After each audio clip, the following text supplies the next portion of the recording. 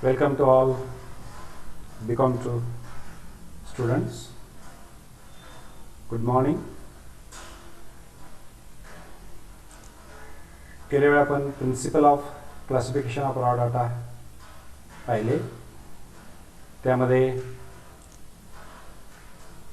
Number of classes फार जास्त असू नयेत किंवा नंबर ऑफ क्लासेस फार कमी असू नयेत. क्लासेस जे आहेत ते जनरली 7 ते 20 इतक्या संख्येने असावेत. क्लासेसची विड्थ जी आहे ती युनिफॉर्म असावी. ओपन एंड प्रकारचे क्लासेस शक्यतो आपण घेऊ नयेत. क्लास विड्थ जी आहे ती 5 किंवा 5च्या पटीत असावी. त्यानंतर प्रत्येक क्लासचा लोअर लिमिट जो आहे तो 5च्या पटीत असावा. या गोष्टी ज्या आहेत हे जे प्रिन्सिपल्स आहेत आपण पाहिले. त्यानंतर बेसिस ऑफ क्लासिफिकेशन आपण पाहिले. त्यामध्ये लोकेशनच्यावर आधारित केलेल्या क्लासिफिकेशन आपण जिओग्राफिकल क्लासिफिकेशन म्हणतात. त्याचं उदाहरण आपण पाहिलं. काळानुरूप केलेल्या क्लासिफिकेशनला क्रोनॉलॉजिकल क्लासिफिकेशन म्हणतात. हे आपण पाहिलं आणि त्याचं उदाहरण बघितलं. क्वांटिटेटिव्ह क्लासिफिकेशन म्हणजे मेजरेबल कॅरेक्टरिस्टिकच्या आधारे केलेलं जे क्लासिफिकेशन आहे त्याला आपण क्वांटिटेटिव्ह क्लासिफिकेशन असं म्हणतो. हे आपण पाहिलं. त्याचबरोबर नॉन मेजरेबल कॅरेक्टरिस्टिकच्या आधारे जर क्लासिफिकेशन केलं तर त्याला आपण क्वालिटेटिव्ह क्लासिफिकेशन म्हणतो. हे आपण पाहिलं. जिओग्राफिकलसाठी परत आपण विस्तृत अशा गोष्टी आपण पाहिल्या. त्याचं उदाहरण पाहिलं. त्याचबरोबर क्रोनॉलॉजिकल क्लासिफिकेशनसाठी उदाहरण पाहिलं. क्वांटिटेटिव्ह क्लासिफिकेशन्स म्हणजे काय त्याचे उदाहरण आपण कोणकोणत्या मेजरेबल कॅरेक्टरसाठी आपण क्वांटिटेटिव्ह क्लासिफिकेशन करू शकतो हे आपण पाहिला. त्याचबरोबर क्वालिटेटिव्ह क्लासिफिकेशन म्हणजे नॉन मेजरेबल कॅरेक्टरिस्टिकच्या आधारे आपण क्लासिफिकेशन केलं तर क्वालिटेटिव्ह क्लासिफिकेशन असं म्हणतो. आणि मग वेगवेगळे ॲट्रिब्यूट्स जे आहेत sex, beauty, colour, literacy, religion, blindness याच्यावर आधारित केलेल्या क्लासिफिकेशनला क्वालिटेटिव्ह क्लासिफिकेशन म्हणतात. हे आपण पाहिलं. त्यानंतर सिम्पल क्लासिफिकेशन म्हणजे काय. एकाच ॲट्रिब्यूटच्या आधारे म्हणजे दोनच वर्ग क्लास आपण घ्यायचे. वन पजेसिंग द ॲट्रिब्यूट आणि another not possessing the attribute. तर अशा पद्धतीच्या क्लासिफिकेशनला सिम्पल क्लासिफिकेशन असं म्हणतात. हे आपण पाहिलं. त्यानंतर 2 किंवा 2पेक्षा जास्त ॲट्रिब्यूट्स असतील म्हणजे एकूण क्लासेस हे 4 किंवा 4पेक्षा जास्त असतील तर त्याला आपण मॅनिफोल्ड क्लासिफिकेशन असं म्हणतात. हे आपण त्या ठिकाणी पाहिलो. त्यानंतर सिम्पल आणि मॅनिफोल्ड क्लासिफिकेशनसाठी ट्री डायग्रॅम आणि टेबुलर स्वरूपात ते क्लासिफिकेशन कसं असतं हे आपण पाहिलं. आज आपण मेथड्स ऑफ क्लासिफिकेशन पाहणार आहोत. म्हणजे क्लासिफिकेशन करण्याच्या पद्धती. पहिली पद्धत आहे इन्क्लुझिव्ह मेथड. याच्यामध्ये जर त्या क्लासचा अप्पर लिमिट जर त्या क्लासमध्ये आपण इन्क्लूड करणार असो तर त्याला इन्क्लुझिव्ह पद्धत असं म्हणतात. In this method the observation equal to upper limit is included in the class. Therefore the method is called inclusive method. It can be observed that upper limit of class is not the same as the lower limit of succeeding class. या प्रकारच्या पद्धतीमध्ये पहिल्या क्लासचा upper limit हा दुसऱ्या क्लासचा lower limit नसतो. त्यामुळे त्याचं डिसकंटिन्युटी आपल्याला दिसते. Therefore discontinuity is observed between the classes. For example जे इन्क्लुझिव्ह पद्धतीमध्ये क्लासेस जे असतात ते उदाहरणार्थ कशा असतात ते 10 ते 19, 20 ते 29, 30 ते 39, 40 ते 49 अशा पद्धतीने. म्हणजे या ठिकाणी 19 असं जर ऑब्झर्वेशन असेल तर ते आपण पहिल्या क्लासमध्ये घेणार आहोत. 29 असं जर ऑब्झर्वेशन असेल तर दुसऱ्या क्लासमध्ये घेणार आहोत. आणि 39 किंवा 49 असं जर ऑब्झर्वेशन्स असतील तर ते अनुक्रमे तिसऱ्या आणि चौथ्या क्लासमध्ये आपण घेणार आहोत. म्हणजे 10 ते 19 मध्ये किती ऑब्झर्वेशन्स आहेत तर 5 आहेत. 20 ते 29 मध्ये किती आहेत 7 आहेत. 30 ते 39 मध्ये किती आहेत 10 आहेत. 40 ते 49 मध्ये किती आहेत 8 आहेत. असं त्याचं अर्थ होतो. एक्सक्लुझिव्ह मेथडमध्ये म्हणजे एखादं ऑब्झर्वेशन जर अप्पर लिमिट इतकं असेल तर ते आपण त्या क्लासमध्ये कन्सिडर न करता पुढच्या क्लासमध्ये घेणार असाल तर या प्रकारच्या पद्धतीला आपण एक्सक्लुझिव्ह मेथड असं म्हणतो. In this method, the observation equal to upper limit does not belong to the same class. It is included in the next class. Therefore, the method is called the exclusive method. In this case, upper limit of one class is the lower limit of subsequent class. या पद्धतीच्या वर्गीकरणामध्ये क्लासिफिकेशनमध्ये पहिला क्लासचा upper limit हा दुसऱ्या क्लासचा lower limit असतो. म्हणजे इथं कंटिन्युएशन असतं. The classes are observed to be continuous without any gap in between break. For example, उदाहरणार्थ समजा क्लासेस 10 ते 20, 20 ते 30, 30 ते 40 किंवा 40 ते 50 असतील. इथं पहा पहिल्या क्लासचा अप्पर लिमिट हा दुसऱ्या क्लासचा लोअर लिमिट, म्हणजे तिथं गॅप नाही आहे, कंटिन्युअस आहे. तसंच दुसऱ्या क्लासचा अप्पर लिमिट 30 हा त्याच्या पुढच्या क्लासचा लोअर लिमिट आहे. त्याच प्रकारे 40 हा तिसऱ्या क्लासचा अप्पर लिमिट आहे, तोच चौथ्या क्लासचा लोअर लिमिट आहे. ओके, या प्रकारच्या जर आपण क्लासेस घेतले तर आपण एक्सक्लुझिव्ह मेथड असं म्हणू. एक नोट या ठिकाणी आपण पाहणार आहोत. In case of inclusive type classes, half of the difference between upper limit of a class and lower limit of the next class is called correction factor. Inclusive पद्धतीचे classes असतील आणि ते आपल्याला एक्सक्लुझिव्ह करायचे असतील त्यासाठी करेक्शन फॅक्टर घ्यायला पाहिजे. तर मग त्यासाठी काय करायला लागतं की अप्पर लिमिट वजा म्हणजे नेक्स्ट क्लासचा अप्पर लिमिट आणि अगोदरच्या क्लासचा अप्पर लिमिट यातला फरक घ्यायचा. त्या आलेल्या फरकाला आपण दोन्ही भागायचं, जे काही उत्तर येईल त्याला आपण करेक्शन फॅक्टर असं म्हणतो. If the classes are like 10 to 19, 20 to 29, 30 to 39, 40 to 49, तर मग करेक्शन फॅक्टर काय आहे? 20 वजा 19. सेकंड क्लासचा लोअर लिमिट आणि पहिल्या क्लासचा अप्पर लिमिट यातला फरक 20 वजा 19 म्हणजे 1/2. त्याच पद्धतीने पुढच्यासाठी सुद्धा 30 वजा 29 भागिले 2 म्हणजे 0.5 हा झाला correction factor. Using correction factor we can convert inclusive type of classes into exclusive type of classes. हा करेक्शन फॅक्टर वापरून इन्क्लुझिव्ह टाईप ऑफ क्लासेस हे एक्सक्लुझिव्ह टाईप ऑफ क्लासेसमध्ये आपण कन्वर्ट करू शकतो. साधी बाब वापरून काय करायचं आहे? By simply subtracting correction factor from the lower limit.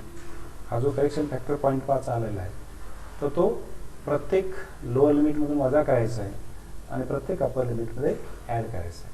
उदाहरणार्थ इन्क्लुझिव्ह क्लासेस मगाशी आपण जे पाहिले 10 ते 19, 20 ते 29, 30 ते 39 आणि 40 ते 49. हे एक्सक्लुझिव्ह आपण कसं करू शकतो?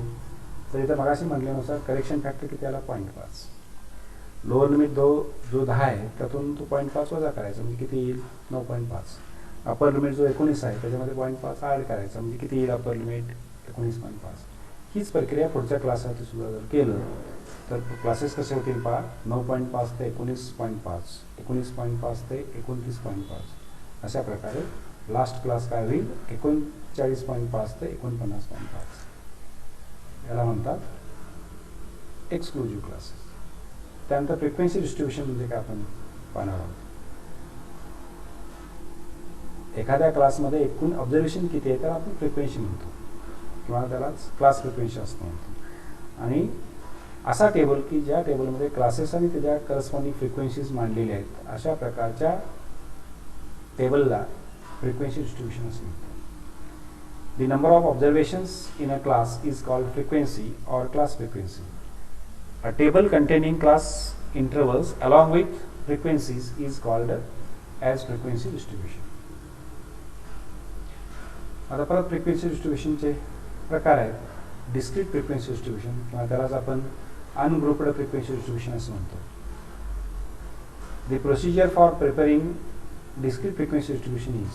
डिस्क्रीट फ्रिक्वेन्सी डिस्ट्रीब्युशन जर करायचं असेल तर त्याला जी प्रोसिजर आहे ती खालील पद्धतीने आहे. त्यासाठी काय करायला लागतं? दिलेल्या डाटामधनं स्मॉलेस्ट आणि लार्जेस्ट ऑब्झर्वेशनचा शोध घ्यायचा. त्यानंतर prepare first column of all possible values of variables from the smallest to largest. Consider the observation one by one. Put a tally mark against the value to which the relates in the second column.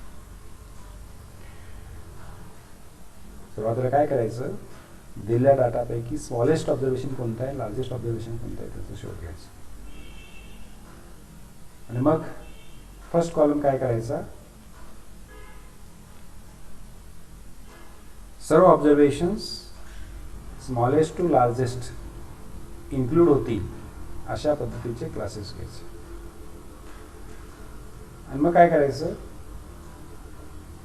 एक एक observation घ्यायचं आणि ते कोणत्या क्लासमध्ये येतं त्या ठिकाणी टॅली मार्क करायचं त्या करस्पॉन्डिंग क्लासच्या समोर. मग शेवटी काय करायचं, ते जे टॅली मार्क्स आहेत हे मोजायचे आणि ते आकड्यांमध्ये मांडायचं. Count the number of tally marks and place them in the third column in front of corresponding value. अशा पद्धतीने केलं तर आपलं फ्रिक्वेन्सी डिस्ट्रीब्युशन मिळू शकतं. एक उदाहरणाच्या द्वारे आपण हे एक्सप्लेन करून पाहूया. उदाहरण कशाचं आहे, a teacher gave a dictation of 8 words for a spelling test. शिक्षकांनी काय केलेलं आहे, 8 शब्द डिक्टेट केलेले आहेत स्पेलिंग टेस्ट करण्यासाठी. क्लासमध्ये विद्यार्थी किती आहेत, 50 आहेत. वर्ग जो आहे तो 7वी इयत्तेचा आहे. आणि काय शिक्षकांनी मोजलेलं आहे तर number of mistakes observed among each of the 50 words 50 students are given below. 8 शब्दांपैकी 50 विद्यार्थ्यांनी जे आहेत ते 8 शब्द लिहित असताना किती चुका केल्या आहेत. उदाहरणार्थ पहिला विद्यार्थी जो तो 4 चुका केल्या, दुसरा विद्यार्थी तो 2 चुका केल्या, तिसरा विद्यार्थी तो अचूक असे लिहिले म्हणजे एकही चूक त्यांनी केली. असं हे एकूण 50 ऑब्झर्वेशन्स. मग याचं आपण फ्रिक्वेन्सी डिस्ट्रीब्युशन कसं करायचं, तर मगाशी सांगितलं त्यानुसार लहानात लहान ऑब्झर्वेशन किती आहे, 0 आहे. आणि जास्तीत जास्त ऑब्झर्वेशन किती आहे, 8 आहे. तर नंबर ऑफ मिस्टेक्स हे मांडत असताना 0, 1, 2, 3, 4, 5, 6, 7, 8 असं आपण मांडलेलं आहे पहिल्या रोमध्ये. पुढे आपल्याला टोटल अपेक्षित आहे. मग काय केलेलं आहे, टॅली मार्क्स केलेले आहे. उदाहरणार्थ 4 हे ऑब्झर्वेशन आहे, ते कुठं येतं, 4 मिस्टेक्स कुठं आहेत, 5व्या नंबर ऑफ मिस्टेक्सच्या तिथं आहे. म्हणजे कितवा कॉलम, 1, 2, 3, 4, 5, 6 6व्या कॉलममध्ये एक टॅली मार्क केला. त्यानंतर पुढचं 4 ऑब्झर्वेशन कुठं आहे, तिथं पहा या ठिकाणी. त्या पुढचं किती येत आहे, असं अजून 2 मग टॅली मार्क केलं. त्याच्या पुढचा 4 कुठं आहे, इथं आहे, त्यासाठी अजून एक टॅली मार्क केला.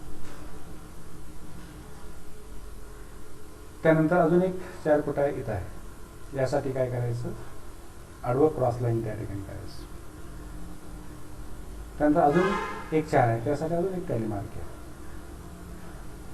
अशा पद्धतीनं 4 मिस्टेक्स असणारी एकूण संख्या किती, 6. हे उदाहरणादाखल मी एक एक्सप्लेन केलं. तसंच 0 मिस्टेक्स असणारे एकूण विद्यार्थी किती, तर हे 4 अधिक 1 5 आणि हे 3 म्हणजे 5 आणि 3 8. 1 मिस्टेक्स असणारे 11 विद्यार्थी आहेत, 2 मिस्टेक्स असणारे 9 विद्यार्थी आहेत, 3 मिस्टेक असणारे 7 आहेत, 4 मिस्टेक असणारे 6 आहेत, 5 मिस्टेक असणारे 5 आहेत, 6 मिस्टेक असणारे 2 आहेत, 7 मिस्टेक असणारे 1 आहे, 8 मिस्टेक असणारे 1 आहे. असे एकूण 50 विद्यार्थी. एकूण 50 विद्यार्थी घेतले होते. फ्रिक्वेन्सीची बेरीजी 50 आली पाहिजे, ते आलेली. त्यानंतर continuous frequency distribution or grouped frequency distribution. याच्यामध्ये the procedure of preparation of continuous frequency distribution is find the smallest and largest observation. मगाच्यासारखंच याही ठिकाणी स्मॉलेस्ट आणि लार्जेस्ट ऑब्झर्वेशन घ्यायचं. Calculate the difference between them. त्या दोन्हीतलं अंतर किती आहे ते पाहायचं. The difference is called the range. त्या डिफरन्सला आपण काय म्हणायचं, रेंज असं म्हणायचं. Decide the classes by dividing the range into several intervals. मग या रेंजचं किती ग्रुप्स करायचे ते आपण निर्णय घ्यायचा. मग असे सांगितल्यानुसार the number of classes preferably 7 ते 20 असायला पाहिजे. Prepare first column of table by entering the class intervals. जे क्लास इंटरव्हल्स आहे ते पहिल्या कॉलममध्ये घ्यायचे आहे. आणि मग classify the observation one by one in the appropriate class by putting tally marks in the second column against the corresponding class. आणि मग काय करायचं, count the tally marks and enter number in the third column. अशा प्रकारे आपल्याला continuous classification करता येईल. The following example या ठिकाणी घेतलेलं आहे. The following are the score in intelligence test conducted for 64 candidates of a certain classes. एकूण 64 कॅन्डिडेट्स आहेत, त्यांची बुद्धिमत्तेची टेस्ट घेतलेली आहे आणि ते आलेले ऑब्झर्वेशन इथं मानलेले आहे. इथं कंटिन्युअस क्लासिफिकेशन करण्यासाठी आपण स्मॉलेस्ट ऑब्झर्वेशन 61 टायटल बघितलेले आहे, लार्जेस्ट ऑब्झर्वेशन 137 आहे बघितलेले आहे. त्यामुळे रेंज किती आली, 76 आली. मग या रेंजवर आधारित क्लासेस आपण किती करायचे ते ठरवलं. 60 ते 69, 70 ते 79 आणि लास्ट 130 ते 145. मग frequency distribution off score of 80 candidates जे आहेत त्यासाठी क्लासेस केले. 60 ते 69, 70 ते 79, 80 ते 79, 90 ते 99, 100 ते 9, 110 ते 119, 120 ते 129 आणि 130 ते 139. आणि मग एक एक ऑब्झर्वेशन बघून, उदाहरणार्थ पहिलं ऑब्झर्वेशन किती आहे, 112. हे कुठल्या क्लासमध्ये येतं, 110 ते 119. मग तिथं पहिला टॅली मार्क करायचं. असं प्रत्येक ऑब्झर्वेशनच्या करस्पॉन्डिंग तुम्ही एक एक टॅली मार्क करत जायचं. आणि मग तुम्हाला सगळे टॅली मार्क्स मिळतील. आणि मग शेवटी काय करायचं आहे, हे जे टॅली मार्क्स आहेत ते मोजायचे आहेत. 60 ते 69 किती आहेत, 2 आहेत. 70 ते 79 मध्ये किती आहेत, 5 आहेत. 80 ते 89 मध्ये किती आहेत, 13 आहेत. आणि लास्ट 130 ते 139 मध्ये किती आहे, एकच टॅली मार्क आहे. म्हणजे फ्रिक्वेन्सी किती, 1 आहे. सर्व फ्रिक्वेन्सीची बेरीज केली की एकूण किती विद्यार्थ्यांची तुम्ही टेस्ट घेतली तेवढे आलं पाहिजे. इथं ते बेरीज आहे ते 64 आहे, म्हणजे बरोबर आहे. त्यानंतर क्युम्युलेटिव्ह फ्रिक्वेन्सी डिस्ट्रीब्युशन. फ्रिक्वेन्सीज जे आहेत ते क्युम्युलेटिव्ह स्वरूपात जर मांडत गेलात, म्हणजे पहिली फ्रिक्वेन्सी ती दुसऱ्यामध्ये ॲड करायचं, ती आलेली बेरीज परत तिसऱ्यामध्ये ॲड केला, अशा पद्धतीनं कॅल्क्युलेट केला तर त्याला क्युम्युलेटिव्ह फ्रिक्वेन्सी म्हणतात. आणि या प्रकाराला लेस दॅन क्युम्युलेटिव्ह फ्रिक्वेन्सी म्हणतात. शेवटून ॲडिशन करत आलात तर त्याला मोर दॅन क्युम्युलेटिव्ह फ्रिक्वेन्सी असं म्हणतात. In many situation it is required to find the number of observations below or above a certain value. ठराविक व्हॅल्यूच्या पेक्षा कमी किती ऑब्झर्वेशन्स आहेत हे जर पटकन सांगायचं असेल, किंवा ठराविक ऑब्झर्वेशनपेक्षा किती जास्त ऑब्झर्वेशन याचं जर पटकन उत्तर द्यायचं असेल तर त्या ठिकाणी तुम्हाला 2 प्रकारचे क्युम्युलेटिव्ह फ्रिक्वेन्सीचा विचार करायला पाहिजे. एक less than type of cumulative frequency आणि दुसरं more than type of cumulative frequency. Less than type cumulative frequency जी आहे, class in number of observations less than or equal to the upper limit of the corresponding class. त्या क्लासच्या upper लिमिटपेक्षा किती observations कमी आहेत हे जर आपल्याला ज्ञात होत असेल तर त्या प्रकारच्या क्युम्युलेटिव्ह फ्रिक्वेन्सीला काय म्हणायचं, less than type of cumulative frequency. Similarly याचप्रमाणे more than type of cumulative frequency is the number of observations more than or equal to the lower limit of the corresponding class. त्या क्लासच्या lower लिमिटपेक्षा जास्त observation किती आहे, जर हे जर माहिती आपल्याला मिळत असेल तर अशा प्रकारच्या क्युम्युलेटिव्ह फ्रिक्वेन्सीला आपण मोर दॅन क्युम्युलेटिव्ह फ्रिक्वेन्सी असं म्हणायचं. It is clear that the less than type of cumulative frequencies can be obtained by counting cumulative sum of the frequencies from lower class to highest class. We illustrate the procedure of computing less than type or more than type cumulative frequencies. उदाहरणार्थ marks आहेत 0 ते 10, 10 ते 20, 20 ते 30, 30 ते 40, 40 ते 50 आणि corresponding frequencies आहेत 5, 12, 15, 4, 4. याचं लेस दॅन क्युम्युलेटिव्ह फ्रिक्वेन्सी कसं करता येईल, 0 ते 10 मध्ये 5 आहेत, 5 आहे कसं घ्यायचं. 10 ते 20 मध्ये 5 अधिक 12 म्हणजे 17 घ्यायचं. 30 ते 40 मध्ये 12 अधिक 17 अधिक 15 म्हणजे 32 असं घ्यायचं. 30 ते 40 मध्ये 4 अधिक 32 36 घ्यायचं. आणि लास्ट 40 ते 50 मध्ये 4 अधिक 36 म्हणजे एकूण 40 विद्यार्थी. मोर दॅन क्युम्युलेटिव्ह फ्रिक्वेन्सी मध्ये सुद्धा याच प्रकारे मोर दॅन क्युम्युलेटिव्ह फ्रिक्वेन्सी जी आहे ते फ्रिक्वेन्सीच्या आधारे मांडत असताना शेवटची जी फ्रिक्वेन्सी आहे ती शेवटी आहे तसं मांडायचं. त्याच्यामध्ये पहिली फ्रिक्वेन्सी ॲड करायची त्याच्या अगोदरची, म्हणजे 4 मध्ये 4 ॲड केला तर पुढची क्युम्युलेटिव्ह फ्रिक्वेन्सी तुम्हाला मिळेल 8. या 8 मध्ये अगोदरची फ्रिक्वेन्सी 15 ॲड केला की तुम्हाला 23 मिळेल. या 23 मध्ये अगोदरची फ्रिक्वेन्सी ॲड केला 12 35 मिळेल. या 35 मध्ये अगोदरची क्युम्युलेटिव्ह फ्रिक्वेन्सी म्हणजे 0 ते 10 या क्लास 5 जी आहे ती ॲड केला तर 40 मिळेल. अशा प्रकारे तुम्हाला मोर दॅन क्युम्युलेटिव्ह फ्रिक्वेन्सी मिळेल. A table containing upper limits along with less than type cumulative frequency or lower limits along with more than type cumulative frequency is called cumulative frequency distribution. त्यानंतर relative frequency आणि percentage frequency म्हणजे काय आपण पाहणार आहोत. Two different frequency distributions may not have the same total frequency. Hence, for the purpose of comparison, interpreting, sometimes it is better to express the frequency of the class in terms of proportion or percentage of the total number of observations. The proportion of number of observations in a class is the relative frequency. म्हणजे त्या क्लासमध्ये किती प्रमाणात observations आहेत त्याला आपण relative frequency असं म्हणायचं. It can be noted that the relative frequency maintains the same pattern which is observed in class frequency.